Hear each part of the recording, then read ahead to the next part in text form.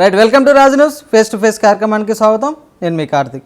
ఈరోజు మన guest కొమర్రెడ్డి brothers ప్రధాన అనుచరుడు, ఉమ్మడి నల్గొండ జిల్లా డీసీసీ బ్యాంకు నూతన చైర్మన్గా నియమితులైనటువంటి కుంభం శ్రీనివాస్ రెడ్డి గారు ప్రస్తుతం మనతున్నారు. వెల్కమ్ చేద్దాం sir. Welcome to face to face. ఎలా ఉన్నారు? ముందుగా కంగ్రాచులేషన్స్. కొమర్రెడ్డి బ్రదర్స్ పంతో నెగ్గించుకున్నట్టున్నారు.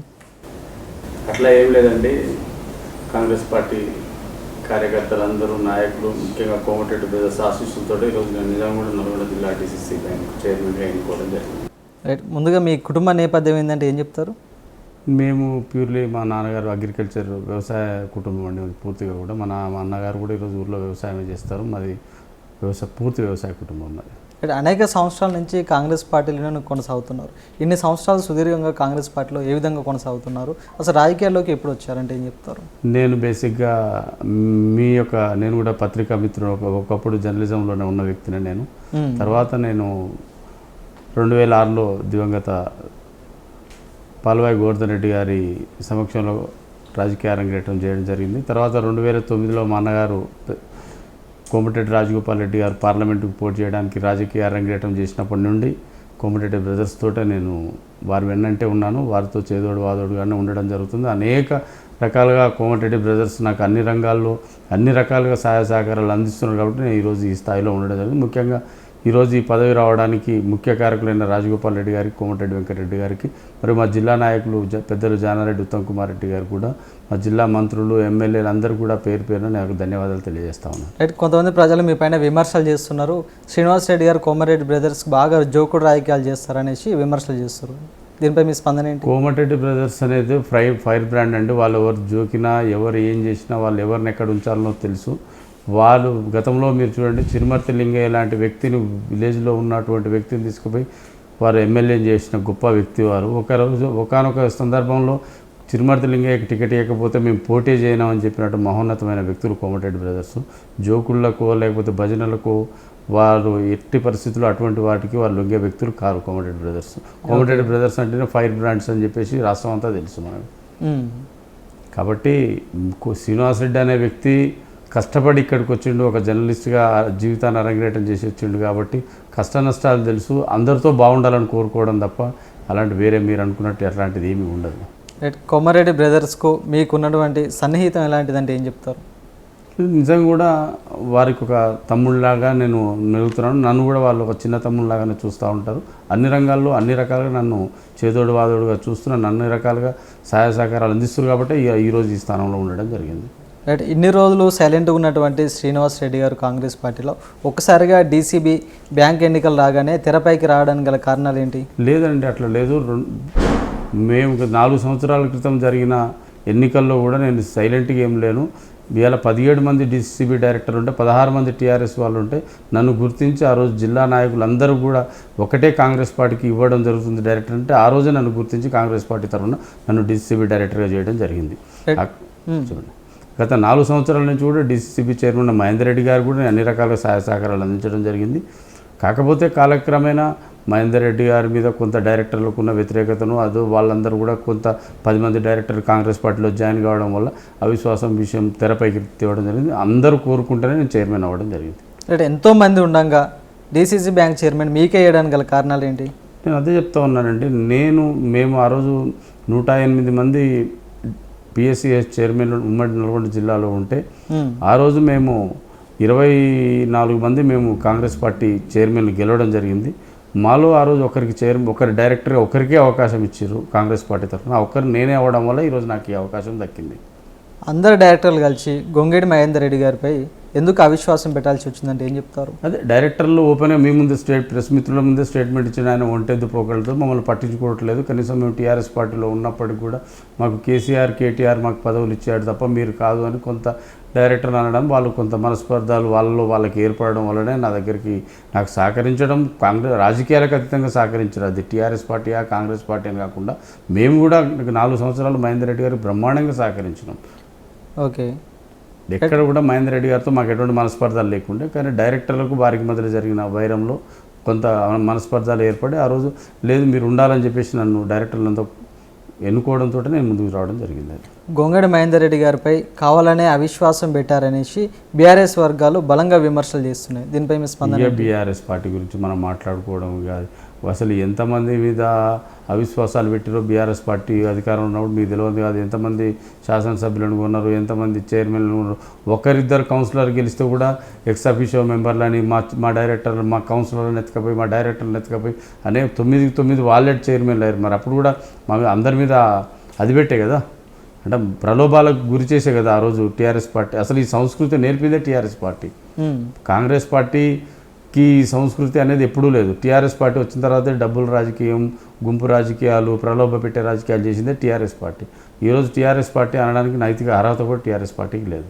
రైట్, మీరు ఎన్నో సందర్భాలు అన్నారు డీసీసీ బ్యాంక్ చైర్మన్గా ఉన్నటువంటి మహేందర్ రెడ్డి గారు అనేక అక్రమాలకు అవినీతికి పాల్పడ్డారనేసి మీరు అన్నారు. అసలు ఆయన చేసినటువంటి అవినీతి అక్రమాలు ఏంటంటే ఏం చెప్తారు? అక్రమాలు అవినీతి అంటే మా దగ్గర కొన్ని, అంటే ఆయన అక్రమాలు చేసిండు అనేది కాదు, ఆ బ్యాంకులో జరిగిన అక్రమాల విషయాలలో ఆయన చర్యలు తీసుకోలేదు అనేది డైరెక్టర్ నా అభిప్రాయంతో పాటు డైరెక్టర్ల అభిప్రాయం కూడా ఉంది. ఖచ్చితంగా మా డీసీసీబీలో జరిగిన అవినీతి అక్రమాలు ఏమైనా ఉంటే ఖచ్చితంగా మా కమిటీ రేపు 18వ తారీఖు నాడు ఎంసీ మీటింగ్ ఉంటుంది, 19 నాడు జనరల్ బాడీ మీటింగ్ ఉంటుంది. ఆ మీటింగ్లో కులంకుశంగా చర్చించి ఖచ్చితంగా ఏదైనా లోపాలు ఉన్నా, ఏమన్నా ఎలాంటి అవినీతి అవకతవకలకు పాల్పడ్డా కూడా ఖచ్చితంగా మేము చర్యలు తీసుకోవడం జరుగుతుంది. అంటే ఎంతోమంది ప్రజలకు తెలియాల్సి ఉంది, నార్మల్ బ్యాంకులకు సహకార సంఘ బ్యాంకులకు తేడా అయిందంటే ఏం చెప్తారు? నార్మల్ బ్యాంక్ అనేది కమర్షియల్ అండి. సహకార సంఘం అనేది రైతు కూలీలకు సంబంధించింది. ఇలా రైతుకు ఇలా ప్యాడీ ప్రొక్యూర్మెంట్ కానివ్వండి, లోన్స్ కానివ్వండి, ఈరోజు సహకార బ్యాంకులు చాలా అభివృద్ధి చెంది. ఇలా నల్గొండ బ్యాంకు 2400 కోట్ల రూపాయల టర్నోవర్తో ముందుకు పోతూ ఉన్నది. ఈరోజు రైతులకు రుణం క్రాప్ లోన్ కావాలన్నా కూడా, కమర్షియల్ లోన్స్ కావాలన్నా కూడా సహకార బ్యాంకు అది చేస్తున్నది. రెండవది, ఇప్పుడు పేద రైతు కుటుంబాలు కూడా అమెరికా, ఆస్ట్రేలియా లాంటి బయట దేశాల్లో చదవాలంటే కేవలం భూమి ఉంటే చాలు, వాళ్ళు పెట్టుకొని ఈరోజు మా బ్యాంకు పెట్టుకొని వాళ్ళు విదేశాలకు వెళ్ళి మంచి ఉన్నత చదువులు చదివిస్తూ ఉన్నది. ఇదే తరహాలో ఇంకా ముందుకు తీసుకుపోవాలని నా ఒక ఉద్దేశం. పేద రైతులకు కూడా ఇంకా ముందుకు తీసుకుపోయి నా శాయశక్తులా నేను కృషి చేయాలని అనుకుంటున్నాను. ఎట్టి పరిస్థితుల్లో సహకార బ్యాంకు రైతులకు అన్ని రకాలుగా ఉపయోగపడేలా ఉండాలనేది నా ఒక ఉద్దేశం. రైట్, నల్లగొండ జిల్లాలో కోమటిరెడ్డి బ్రదర్స్ పరిపాలన ఏ విధంగా ఉంటుందంటే ఏం చెప్తారు? బ్రహ్మాండంగా ఉంటుందండి. కోమటిరెడ్డి బ్రదర్స్ ఈరోజు వాళ్ళ 10 మందికి సాయం చేయడం తప్ప మీకు తెలియదు ఏమిలో. కోమటిరెడ్డి బ్రదర్స్ అంటే ఇక్కడ పైరవులు చేస్తారు, డబ్బులు తీసుకుంటారు, ఇది అనేది లేకుండా కేవలం ప్రజల శ్రేయస్సు, ప్రజలకు సేవ చేయడమే ధ్యేయంగా కోమటిరెడ్డి బ్రదర్స్ ముందుకు పోతాను. అట్లనే కోమటిరెడ్డి బ్రదర్స్తో పాటు పెద్దలు ఉత్తమ్ కుమార్ రెడ్డి, జానారెడ్డి గారు కూడా ఈరోజు నల్గొండ జిల్లాని అన్ని రకాల అభివృద్ధి చేయాలి. 10 ఏళ్ళు టీఆర్ఎస్ పాలనలో వెనకబడిపోయింది కాబట్టి ఖచ్చితంగా ఇలా అందరు శాసనసభ్యులను కూర్చోబెట్టుకొని యువకులు పార్లమెంటు సభ్యులు కూడా 2 వచ్చినారు. అలాగే ఉన్న అందరు ఎమ్మెల్సీలను కానీ ఎమ్మెల్యేలను కానీ అందరిని కూర్చోబెట్టుకొని మంత్రులు 2 కూడా పెద్దలు జానారెడ్డి గారి సహకారం తీసుకొని ముందుకు పోవాలనుకుంటా ఉన్నారు. జిల్లాని అన్ని రకాల అభివృద్ధి చేయాలి. ఇప్పుడు మన మంత్రి వెంకటరెడ్డి గారు, రాజగోపాల్ రెడ్డి గారు కూడా ఈ త్రిపులారు త్వరితగతిన కంప్లీట్ చేస్తే సగం నల్గొండ బాగుపడుతుందనే ఆలోచనతో ఉన్నారు. అలాగే ఇరిగేషన్ ప్రాజెక్టులు కానివ్వండి, అనేక రకాల ప్రాజెక్టులు ఏదైతే పెండింగ్ ఉన్నాయో అన్నీ కూడా బ్రాహ్మణ వెళ్ళామండి, శివన్నగూడెం కానివ్వండి, మా మునుగోడు నియోజకవర్గంతో పాటు ఎస్ఎల్బీసీ కానివ్వండి, అనేక ప్రాజెక్టులను కూడా కంప్లీట్ చేయాలన్నదే మా యొక్క నల్గొండ జిల్లా నాయకుల యొక్క అభిమతం. అది రైట్. శ్రీనివాస్ రెడ్డి గారు ప్రజలకు ఎటువంటి సేవా కార్యక్రమాలు ఏమైనా చేస్తారా అంటే ఏం చెప్తారు? ప్రజలకు ఈరోజు నాకు అవకాశం వచ్చిందని నేను ఇప్పుడు పెద్ద స్టేట్మెంట్లు ఇవ్వదలుచుకోలేదు, కానీ ప్రజలకు ఈరోజు అవకాశం వచ్చా మీ అందరి సహాయ సహకారాలతో ఖచ్చితంగా ముందుకు పోతాం.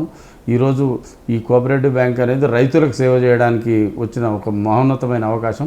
ఈ అవకాశాన్ని ఖచ్చితంగా సద్వినియోగం చేసుకొని రైతులందరికీ కూడా సేవ చేసి ఒక జిల్లాలో ఒక మంచి పేరు తెచ్చుకోవాలనేది నా ఉద్దేశం. నేను దేవుడి దేవాలని హైదరాబాద్లో వ్యాపారాలు చేసుకుంటాను, నాకు నల్గొండ జిల్లాలో పోయి ఎటువంటి వ్యవహారాలు చేయాల్సిన అవసరం లేదు. కాబట్టి ఖచ్చితంగా రైతులకు సేవ చేయాలనేది నా అభిమతం. మా పెద్దల సహకారంతో ఖచ్చితంగా రైతులకు సేవ చేయడం జరుగుతుంది. ఉమ్మడి నల్గొండ జిల్లాలో కానీ కోమటిరెడ్డి బ్రదర్స్ అయితేంది, కోమటిరెడ్డి బ్రదర్స్ అనుచరులు అయితేంది, ఏ రాజకీయ నాయకుడన్నా ఎదగాలనుకుంటే ఆ నాయకులను అనగదొక్కి కేవలం డబ్బుతో మాత్రమే అనుచరులు కోమటిరెడ్డి బ్రదర్స్ రాజకీయాలు చేస్తారనేసి కొన్ని విమర్శలు వస్తున్నాయి. అదే చెప్పాను మీకు గతంలో చూడండి, చిన్న వాళ్ళకు ఇవాళ మాకు సపోజ్ కోమటిరెడ్డి రాజగోపాల్ రెడ్డి గారిని ఉదాహరణ తీసుకోండి. తెలంగాణ రాష్ట్రంలో ఎవరిని అడిగినా కూడా రాజగోపాల్ రెడ్డి గారికి గడప దాటితే డబ్బులే కాదు అన్ని రకాలుగా సాయం. ఈ రోజు కూడా ఓ 3-4 పిఏలను పెట్టి వెంకటరెడ్డి గారు కానివ్వండి, రాజగోపాల్ రెడ్డి గారు కానివ్వండి, హాస్పిటల్స్ కానివ్వండి, ఈరోజు ఎలాంటి సమస్య వచ్చినా, ఎవరికి ఏ ఆపద వచ్చినా కూడా మేము ఉన్నామని చెప్పేసి వారి సొంత డబ్బులు కోమటిరెడ్డి బ్రదర్స్ ఖర్చు పెట్టడం జరుగుతుంది. మేము ఎవరు కూడా డబ్బులు రాజకీయం చేసింది లేదు. ఈరోజు కూడా డబ్బులు రాజకీయం చేయాలంటే ఇలా మహేందర్ రెడ్డి గారు సతీమణి 10 ఏళ్ళు శాసనసభ్యులుగా ఉన్నారు. వారు బ్రహ్మాండంగా ఆర్థికంగా ఉన్నారు. నేనున్న దాంట్లో వాళ్ళ దాంట్లో నేను 1% కూడా లేను. డబ్బులు రాజకీయం చేస్తే ఈరోజు కాదంటే డబ్బులు రాజకీయానికి ఏం సంబంధం లేదు. కోమటిరెడ్డి బ్రదర్స్ మీద ఉన్న ప్రేమతోటి మాత్రమే మేమందరం కూడా పనిచేయడం జరుగుతుంది. కోమటిరెడ్డి బ్రదర్స్ను ఎంతగానో అభిమానించేటువంటి శ్రీనివాస్ రెడ్డి, కోమటిరెడ్డి రాజగోపాల్ రెడ్డి బీజేపీ పార్టీకి పోయినప్పుడు మీ పరిస్థితి ఏంది? ఇక ఆయన మీద అభిమానంతో మేము ఏం చేయలేని పరిస్థితులలో ఆయన ఎట్టి పరిస్థితుల్లో ఆయన కోమటిరెడ్డి రాజగోపాల్ రెడ్డి గారి ధ్యేయము కేసీఆర్ని గద్దెదింపడం. ఈ రాష్ట్రాన్ని భ్రష్టు పట్టిస్తున్నాడు కాబట్టి, కేసీఆర్ని భ్రష్టు పట్టిస్తున్నాడు కాబట్టి ఖచ్చితంగా గద్దెదింపాలనే ఉద్దేశంతో ఆ రోజు బీజేపీలో పోవడం జరిగింది తప్ప రాజగోపాల్ రెడ్డి గారు బీజేపీలోకి పోవాలనో లేకపోతే కాంగ్రెస్ పార్టీని నష్టపరచాలనో కాదు. ఎట్టి పరిస్థితుల్లో మళ్ళీ కాంగ్రెస్ పార్టీని అధికారంలోకి తేవాలని చెప్పేసి వారు ఇక్కడికి రావడం జరిగింది. వారి వెంటనే మేము అన్ని విధాలుగా వారి వెంటనే మేము ఉండడం జరుగుతూ ఉన్నది. తెలంగాణ రాష్ట్రంలో కాంగ్రెస్ పార్టీ అధికారంలోకి వచ్చి దాదాపు 7 నెలలుగా వస్తుంది. ఇప్పటివరకు ఇచ్చినటువంటి హామీలు నెరవేర్చాలనేసి ఫెయిల్యూర్ గవర్నమెంట్ అనేసి ఇటు బీఆర్ఎస్ బీజేపీ వర్గాలు విమర్శలు చేస్తున్నాయి. దీనిపై మీ స్పందన ఏంటి? ఇప్పుడు బీఆర్ఎస్ పార్టీకి విమర్శించే అర్హత లేదు. ఇప్పుడే నేను ఒక మీటింగ్కి వెళ్ళి వస్తున్నానండి. 10 సంవత్సరాల నుంచి ఒక రేషన్ కార్డు కానీ, ఒక పెన్షన్ కానీ, ఒకటి ఇంకేమన్నా కానీ, ఒక ప్రాజెక్టు కంప్లీట్ చేసిన పాపాన వాళ్ళది. కేవలం కాళేశ్వరం లాంటిది పెట్టుకొని లక్షల కోట్లు దోచుకున్న చరిత్ర వాళ్ళది. ఎట్టి పరిస్థితుల్లో కాంగ్రెస్ పార్టీ ఆల్రెడీ 3 గ్యారంటీ స్కీములు కంప్లీట్ చేసింది. రేపు ఆగస్టు 15కు ఏకకాలంలో దివంగత నేత రాజశేఖర రెడ్డి గారు 1 లక్ష రూపాయలు ఏకకాలంలో ఏ రకంగా అయితే రుణమాఫీ చేశారో, వీళ్ళు 2 లక్షల రూపాయలు రుణమాఫీ చేసిన దమ్మున్న నాయకుడు ఈరోజు రేవంత్ రెడ్డి గారు. వారు గతంలో 1 లక్ష రూపాయలు రుణమాఫీ అని చెప్పారు. అది కనీసం ఆ ఇంట్రెస్ట్లకే సరిపోయింది తప్ప ఒక్క రైతు కూడా బాగుపడ్డది లేదు. వారికి విమర్శించే హక్కు లేదు. ఎట్టి పరిస్థితులలో కాంగ్రెస్ పార్టీ ప్రజల పక్షాన ఉంటుంది. వారు కాంగ్రెస్ పార్టీ ఇచ్చిన అన్ని హామీలు ఖచ్చితంగా అమలవుతాయి. గత బీఆర్ఎస్ పార్టీ రాష్ట్రాన్ని అప్పుల కుప్పగా మార్చిందనేసి ఇప్పుడున్నటువంటి కాంగ్రెస్ ప్రభుత్వ నాయకులు గట్టిగా విమర్శలు చేస్తున్నారు. అలాంటి సందర్భంలో రైతులకు రుణమాఫీ ఏ విధంగా చేయగలుగుతారు? ఆ వనరులన్నీ కూడా మన పెద్దలు బట్టి విక్రమార్క గారు, ముఖ్యమంత్రి గారు, మన మంత్రులందరూ కూడా వెంకటరెడ్డి గారు అందరు కూడా కూర్చొని దాని ఒక విధి విధానాలు రూపకల్పన చేయడం జరిగింది. అది మీరు చూస్తూనే ఉంటారు. ఇంకో 15 డేస్లో అది ఆ విధి విధానాలు చేసి సొంత నిధులు ఏమైనా ఖర్చు పెడతారా? సొంత నిధులు ఎవరు ఖర్చు పెడతారు? పార్టీలో రూపాయి లేదంటారు కదా. ఇప్పుడు ప్రభుత్వంలో రూపాయి లేదు అంటేనే ప్రభుత్వం ఒక సోర్స్ ఏం చేయాలనేది వెతుక్కుంటారు. ఏదైనా ఇప్పుడు ఎవరు కూడా రాజకీయ నాయకులు ఇళ్ళ నుంచి 1000 కోట్లు 1,00,000 కోట్లు ఉన్న బట్టి గారు వారు ఎంతో కష్టపడి ఇక్కడికి వచ్చారు. అయినా ఆర్థికంగా దాని నైపుణ్యతతోటి తెలివితోటి ఈ రాష్ట్రాన్ని గాడిలో పెట్టే ప్రయత్నం చేస్తూ ఉన్నారు. ఖచ్చితంగా అది అవుతుందండి. ఆగస్టు 15 రుణమాఫీ ఖచ్చితంగా అవుతుంది. రైట్. గత బీఆర్ఎస్ ప్రభుత్వం రైతులకు చేసినటువంటి న్యాయం ఏంటి, అన్యాయం ఏంటి అంటే ఏం చెప్తారు? రైతులకు బీఆర్ఎస్ పార్టీ అన్యాయం చేసిందని మేమేం అంటలేము. కానీ అంతకంటే బీఆర్ఎస్ చేసిన దానికంటే కూడా మా కాంగ్రెస్ పార్టీ ఇంకా బ్రహ్మాండంగా చేస్తుంది. రైతులకు రుణమాఫీ విషయంలో బీఆర్ఎస్ పార్టీ 1,00,000 రూపాయలు రుణమాఫీ చేస్తా అని అవి కేవలం వాటి మిత్తిలకే పోయినాయి. ఒక్క రైతు కూడా బాగుపడ్డది. కానీ కాంగ్రెస్ పార్టీ అట్లా కాదు. ఏకకాలంలో 2 లక్షల రుణమాఫీ చేయడానికి ఒక 15 రోజుల గడువు దూరంలోనే మనం ఉండడం జరిగింది. ఇది ఒకటి మచ్చుకు ఉదాహరణ మాత్రమే. ఇది చూడండి. అట్లనే అన్ని రకాలు కూడా టీఆర్ఎస్ పార్టీ గుట్టలకు, పుట్టలకు, ప్లాట్లకు కూడా రైతు బంధు ఇచ్చింది. ఇప్పుడు రైతు భరోసా అని పెట్టి జెన్యూన్ రైతు ఎవరైతే ఉన్నారో ఆ రైతుకు ఖచ్చితంగా ఇవ్వాలి అనేదే కాంగ్రెస్ పార్టీ యొక్క ఉద్దేశం. రైతు భరోసా కూడా అందుకే దాంట్లో భాగంగానే అన్ని పిఎస్సిఎస్ల ఆధ్వర్యంలో మీటింగులు పెట్టి రైతులతోటి వారి యొక్క అభిప్రాయాలు తీసుకొని రైతు భరోసా అనేది కూడా ఇంప్లిమెంట్ చేసే క్రమంలో మన కాంగ్రెస్ పార్టీ ముందుకు పోతా ఉన్నది. కేంద్రంలో బీజేపీ ప్రభుత్వ పరిపాలన ఏ విధంగా ఉందంటే ఏం చెప్తారు? కేంద్రంలో మోడీ ప్రభుత్వం ఏ రకంగా ఉందో ప్రజలు చూస్తూ ఉన్నారు. మొన్ననే ఇండియా ప్రభుత్వం దగ్గరలోకి వచ్చింది. వారు బ్రాండ్ అంబాసిడర్గా తీసుకున్నటువంటి రామ మందిరము, రాముడి దగ్గర చేసినటువంటి అక్కడనే అయోధ్యలోనే ఈరోజు భారతీయ జనతా పార్టీని ఓడగొట్టారు. ఒకనొక స్టేజ్లో మోడీ గారు కూడా వెనుకబడి ఏదో కన్నులు లొట్టబోయి ఏదో అన్నట్టు చెప్పేసి వారు బయటికి రావడం జరిగింది. వారు అనేకమైనటువంటి కాంగ్రెస్ పార్టీ ఎప్పుడైతే అధికారంలోకి వస్తే ఏమవుతుందో చెప్పేసి మతాన్ని, కులాన్ని అడ్డం పెట్టుకుని ఏదో అధికారంలో వచ్చే ప్రయత్నం చేశారు. కానీ ఖచ్చితంగా రాబోయే రోజుల్లో రాహుల్ గాంధీ గారు ప్రధానమంత్రి కాబోతూ ఉన్నారు. ఈ దేశానికి మంచి రోజులు రాబోతూ ఉన్నాయి. రైట్. కేంద్ర ప్రభుత్వం ఇంప్లిమెంట్ చేస్తున్నటువంటి సబ్సిడీ లోన్లు ఏవైతే ఉన్నాయో రైతులకైతే చిన్న వ్యాపారులకైతే ఆ సబ్సిడీ లోన్లను మీ బ్యాంక్ ద్వారా అందిస్తారా? ఖచ్చితంగా అందిస్తారు. రాజకీయాలకు, బ్యాంకుకు రాజకీయాలకు సంబంధం లేదు. కేంద్ర ప్రభుత్వం ఇచ్చే ఏ స్కీమ్ అయినా, రాష్ట్ర ప్రభుత్వం ఇచ్చే ఏ స్కీమ్ అయినా, ఇంకా కొన్ని స్కీములు మేము కూడా స్వతహాగా తయారు చేసుకొని గౌరవ ముఖ్యమంత్రి గారి దగ్గర పోతా ఉన్నాం. మా టెస్కాప్ తరఫున పోతా ఉన్నాం. పోయి మొన్ననే తుమ్మల నాగేశ్వరరావు గారిని కూడా, అగ్రికల్చర్ మినిస్టర్ గారిని కూడా కలవడం జరిగింది. ఖచ్చితంగా కేంద్ర ప్రభుత్వ స్కీమ్స్ కానీ, రాష్ట్ర ప్రభుత్వ స్కీమ్స్ కానివ్వండి, రైతులకు మేలు జరుగుతుందంటే ఎవరి దగ్గరికి పోవడానికైనా రెడీగా ఉన్నాం.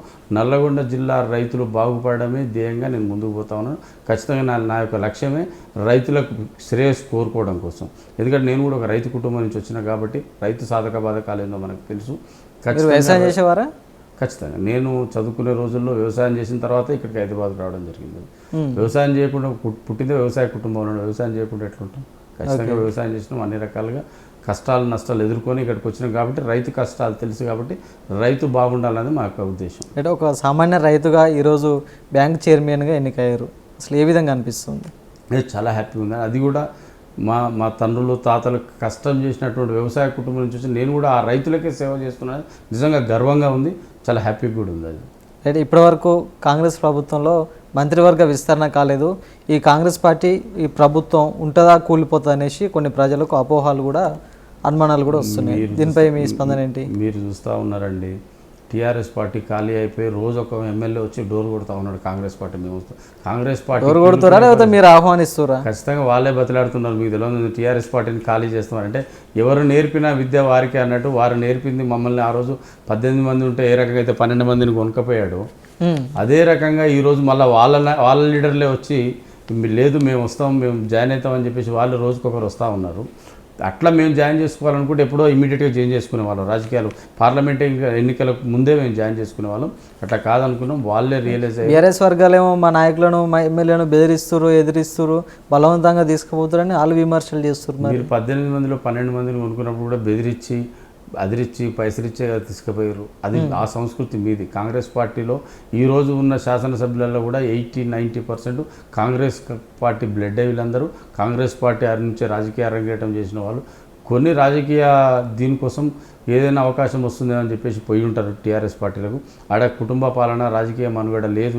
ఈ పార్టీ ముందుకు పోదని తెలుసుకున్న తర్వాతే ఆ కుటుంబంలో నలుగురే మిగులుతారు. నలుగురిలో ఆమె ఆల్రెడీ జైల్లో ఉంది, ఇంకా 3-4 ఉన్నారు.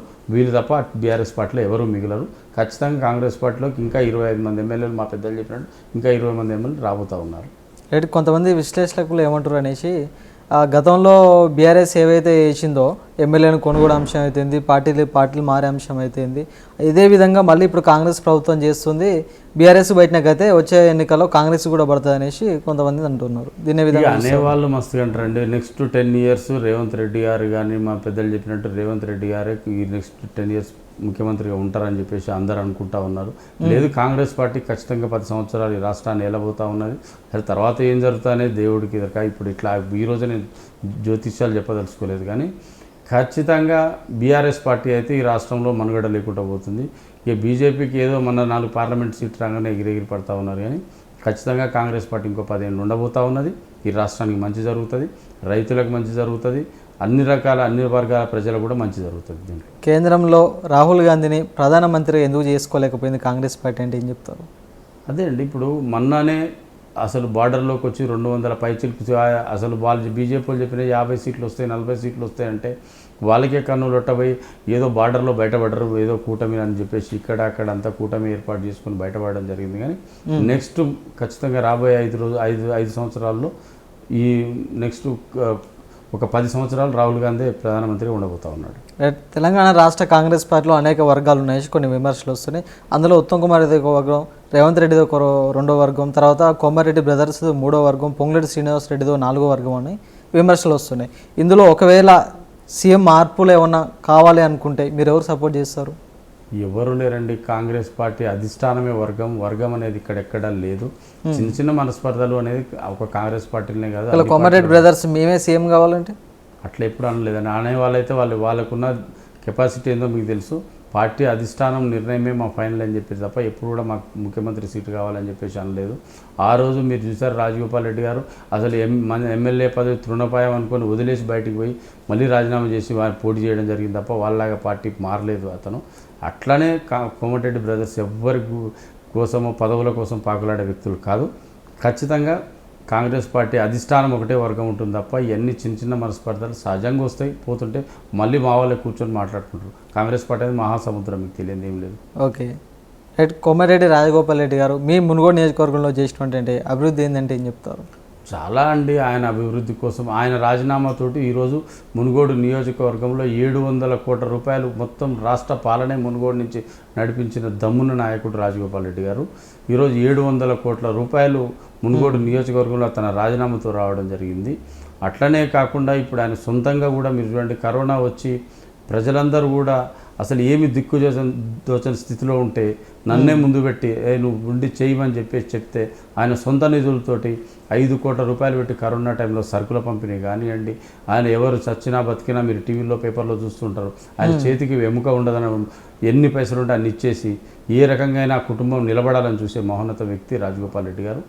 అందుకే ఆయనకు అన్ని రకాలుగా దేవుడు ఉన్నాడు.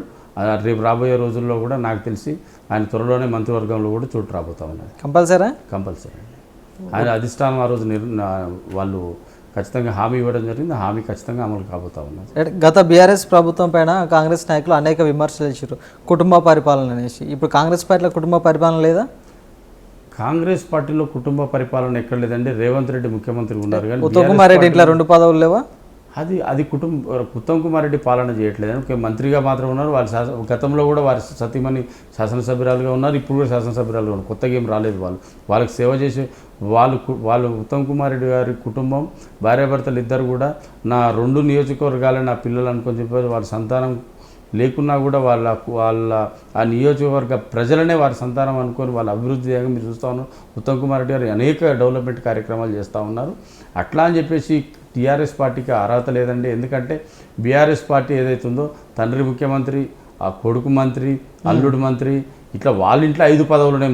మా దగ్గర ఒకరు ఎవరో భార్యాభర్తలు అంటే వాళ్ళు గత 15 ఏళ్ళ నుంచి సేవ చేస్తూ ఉన్నారు ఉత్తమ్ కుమార్ రెడ్డి గారు. ఇలా రాజగోపాల్ రెడ్డి గారు కూడా 2009లో ఆ రోజు రాజశేఖర రెడ్డి గారు లేదు నువ్వైతేనే గెలుస్తామని చెప్పేసి తీసుకొస్తే బ్రహ్మాండంగా ఆయన ఎంపీ అయ్యారు, ఎమ్మెల్సీ అయ్యారు, ఎమ్మెల్యే అయ్యారు, బై ఎలక్షన్లో ఫైట్ చేశారు.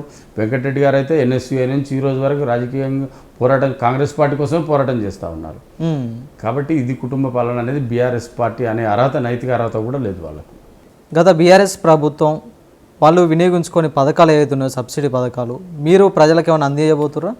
గత బీఆర్ఎస్ ప్రభుత్వం అందించిందా అందించలేని దాని జరగకుండా మేము మా ముఖ్యమంత్రి గారి సహాయ సహకారాలు తీసుకొని, మా మంత్రివర్యుల సహాయ సహకారాలు తీసుకొని రైతులకు ఏదైతే సబ్సిడీ స్కీమ్స్ అవుతున్నాయో, రైతులు జనరల్గా ఏమడుగుతా ఉన్నారంటే మేము పోల్ట్రీ పెట్టుకుంటాం, డైరీ పెట్టుకుంటాం, లేదా ట్రాక్టర్ కొనుక్కుంటాం, అగ్రికల్చర్కి సంబంధించిన ఎక్విప్మెంట్ కొనుక్కుంటాం, వీటన్నిటికీ సబ్సిడీ కావాలంటే గత కాంగ్రెస్ ప్రభుత్వం ఉన్నప్పుడు రాజశేఖర రెడ్డి గారు ఉన్నప్పుడు ఇవన్నీ డ్రిప్కి కానీ ఇంకో 90% డ్రిప్ సబ్సిడీ ఇచ్చేది, లేకపోతే అగ్రికల్చర్ ఎక్విప్మెంట్కి సబ్సిడీ ఇచ్చేది, లేదంటే డైరీ పెట్టుకున్నా, పోల్ట్రీ పెట్టుకున్నా, షీప్ ఫార్మ్స్ పెట్టుకున్నా కూడా కొన్ని సబ్సిడీ ఉండేది గతంలో. బీఆర్ఎస్ ప్రభుత్వం వచ్చిన తర్వాత పూర్తిగా వాటన్నిటిని కూడా తీసేయడం జరిగింది. ఒక రైతు బంధు తప్ప వేరే ఏమి ఇవ్వలేని పరిస్థితి ఉండే. చాలామంది సన్న చిన్నకారు రైతులందరూ కూడా చితికిపోతూ ఉన్నారు. ఖచ్చితంగా మా యొక్క టెస్కాప్ తరఫున మేమందరం మా 9 జిల్లాల చైర్మన్ కూడా ముఖ్యమంత్రి గారిని కలిసి మేము రిక్వెస్ట్ చేస్తాం. ఈ సబ్సిడీ స్కీమ్స్ ఏదైతే రైతులకు సంబంధించి ఉన్నాయో అవి ఇవ్వాలని చెప్పి కూడా ముఖ్యమంత్రి గారి దృష్టికి తీసుకెళ్లడం జరుగుతుంది. అసలు ఏంటి మీ దగ్గర ప్రాసెస్ ఏంటి? మీ దగ్గర ఏదైనా సబ్సిడీ లోన్ తీసుకోవాలంటే రైతులకు ప్రాసెస్ ఏముంటుంది? ప్రాసెస్ ఏం లేదండి. అగ్రికల్చర్ ల్యాండ్ ఉంటే సరిపోతుంది. అగ్రికల్చర్ ల్యాండ్ పెట్టుకుంటే దాంట్లో ఏం చేస్తారంటే 30% సబ్సిడీ, పోల్ట్రీకి కానీ డైరీకి కానీ గతంలో 30% సబ్సిడీ ఉండేది, 70% బ్యాంకు లోన్ ఇచ్చేది. దాని మీద వాళ్ళ రైతుకి రూపాయి కూడా చేతి నుంచి పడకుండా వాళ్ళ కమర్షియల్ యాక్టివిటీకి సంబంధించి చేసేవాళ్ళు. ఈ బీఆర్ఎస్ ప్రభుత్వం వచ్చినాక పూర్తిగా వాటిని తొలగించడం జరిగింది. కంపల్సరీ షూరిటీ పెట్టాల్సిందేనా? షూరిటీ పెట్టాలి. అగ్రికల్చర్ షూరిటీ లేకుండా ఎటువంటి లోన్లు ఇవ్వడం జరగదండి. కోఆపరేటివ్ బ్యాంక్ అంటేనే అగ్రికల్చర్లో క్రాప్ లోన్ తీసుకున్నా, కమర్షియల్ లోన్ తీసుకున్నా, ఎడ్యుకేషన్ లోన్ తీసుకున్నా, ఏది తీసుకున్నా ఖచ్చితంగా. కేంద్ర ప్రభుత్వం మాత్రం ఏదన్నా ఎస్సీ కార్పొరేషన్లో లేకపోతే ఇంకేదన్నా సబ్సిడీ లోన్లు తీసుకోవాలన్నా కూడా ఎటువంటి షూరిటీ లేకున్నా కూడా కేంద్ర ప్రభుత్వ స్కీమ్లను పొందవచ్చు అనేసి కేంద్ర ప్రభుత్వం చెప్తుంది. మరి దీన్ని ఏ విధంగా చూడాలి? మీరు చూసారు ఎక్కడ ఎన్ని స్కీమ్స్ ఇచ్చారు మీరు? ఎంఎస్ఎంఈ అయితే, పిఎంఈజీపీ కానీ, స్టార్టప్ ఇండియా కానీ, అవి కొందరికేనండి. ఇప్పుడు ఎంఎస్ఎంఈ అనేది ఈ స్మాల్ స్కేల్ ఇండస్ట్రీ అనేది హైదరాబాద్లో ఉన్నవాడికి ఎవరికో తెలుస్తుంది. గ్రామీణ స్థాయిలో ఉన్న రైతుకి ఎంఎస్ఎంఈ అంటే ఏందో ఇప్పటికూ తెలియదు, ఇప్పటికి అసలు అవగాహన లేదు ఇప్పుడు. అందుకే నేను ఏమంటున్నాను, ఇప్పుడు వీటికి కూడా షూరిటీ పెట్టాల్సిందేనా మీ బ్యాంకులో? మా బ్యాంకులో కాదండి, మా బ్యాంకులో అని కాదు, ఎక్కడైనా సరే ఎంఎస్ఎంఈకైనా దేనికైనా షూరిటీ లేకుండా ఎవరు ఇయ్యరు. ఎందుకు మరి మీరేమో షూరిటీ అడుగుతారు, కేంద్ర ప్రభుత్వం షూరిటీ అవసరం లేదంటారు? అదేనండి, షూరిటీ లేకపోతే హ్యాపీయే కదా. షూరిటీ లేని స్కీమ్స్ ఏమైనా ఉంటే అది కూడా మేము అదే ప్రయత్నం అధికారులను కలుస్తాం. నిజంగా కూడా షూరిటీ లేని లోన్స్ ఏమైనా ఉంటే మేము ఖచ్చితంగా యువతకు అందించే విధంగా, రైతు సోదరుల కుటుంబాలకు సంబంధించిన యువతకు అందించే విధంగా మా శాయశక్తిలో ప్రయత్నం చేస్తున్నాం. Right, okay. అదేవిధంగా డిసిసి బ్యాంకు ఉద్యోగుల బెనిఫిట్స్ ఏవైతే ఉన్నాయో అవి మీరు నెరవేర్చబోతున్నారంటే ఏం చెప్తారు? నెరవేరుస్తామండి. వాళ్ళ ఎంప్లాయీస్ ఏదైతుందో ఈరోజు ఒక 2007లో 900 కోట్ల రూపాయలు ఉన్నటువంటి బ్యాంకుని 2400 కోట్ల రూపాయల వరకు వాళ్ళు తీసుకెళ్ళడం జరిగింది. ఇదంతా ఉద్యోగుల ఘనతనే, వారి కష్టమే. కాబట్టి వారికి సంబంధించిన కష్ట నష్టాలు ఏమైనా వాళ్ళకి ఏమైనా బెనిఫిట్స్ ఉన్నా కూడా నా దృష్టికి మననే నేను కొన్ని డిమాండ్స్ తీసుకెళ్ళి వాళ్ళు రిక్వెస్ట్ పెట్టడం జరిగింది. 18-19 తారీఖు నాడు 18 నాడు ఎంసీ మీటింగ్ ఉంది, 19 నాడు జనరల్ బాడీ మీటింగ్ ఉంది. ఆ మీటింగ్లలో చర్చించి వారికి సంబంధించిన బెనిఫిట్స్ ఏవైతున్నాయో సానుకూలంగా స్పందించి వారికి న్యాయం చేయడం జరుగుతుంది. వాళ్ళకి రైట్, కాంగ్రెస్ ప్రభుత్వం ఇందిరమ్మ ఇండ్ల పేరిట కేంద్ర ప్రభుత్వాన్ని అనేక నిధులు అడుగుతున్నారనేసి బీజేపీ ప్రభుత్వం విమర్శలు చేస్తుంది. దీన్ని ఏ విధంగా చూస్తారు? కాంగ్రెస్ పార్టీ ఈ రాష్ట్ర ప్రజలు పన్ను కట్టట్లేదండి, రాష్ట్రం నుంచి కేంద్రానికి పోవట్లేదా, నిధులు పోవట్లేదా? పోయినప్పుడు కానీ ఇందిరమ్మ ఇండ్లు గృహాలు అనేది కేవలం పార్టీకి సంబంధించిన స్కీము కదా, అది ప్రజలకు ఉపయోగపడ్డా కూడా పార్టీ ద్వారా పెట్టుకున్న స్కీమ్ కదా. పేరు గతంలో కూడా మీరు చూడండి, ఇందిరమ్మ ఇల్లు అనేది ఈరోజు కొత్తగా పెట్టిన స్కీమ్ కాదు. ఎన్నో ఏళ్ళ నుంచి ఇందిరమ్మ, కాంగ్రెస్ పార్టీ అధికారం ఉన్న రోజు కూడా ఇందిరమ్మ ఇళ్ళనే వచ్చింది. తర్వాత వీళ్ళు టీఆర్ఎస్ పార్టీలు వచ్చి ఒక్క ఇల్లు కూడా కట్టలేదు. ఆయన కేసీఆర్ గారు చెప్పారు, అల్లుడు ఎక్కడ వంతాడు, బిడ్డ ఎక్కడ ఉంటుంది, డబుల్ బెడ్రూమ్ కట్టిస్తారు, బర్లేడ కట్టేస్తారు, ఒక్క ఇల్లు కూడా కట్టించిన పాపాన పోలేదు. ఈరోజు ఖచ్చితంగా రాష్ట్ర ప్రభుత్వం కేంద్రాన్ని అడిగే అర్హత ఉంది కాబట్టి ఖచ్చితంగా అడుగుతాము. ఆ నిధులు తెప్పించుకుంటాం, కొట్లాడైన నిధులు తెచ్చుకొని రాష్ట్ర ప్రజలకు న్యాయం జరిగే విధంగా ఈ కాంగ్రెస్ పార్టీ ముందుకు పోతుంది. రైట్, ఇది ఈనాటి కార్యక్రమం. చూస్తుండే రాజు న్యూస్. మరో గెస్ట్తో మళ్ళీ కలుద్దాం.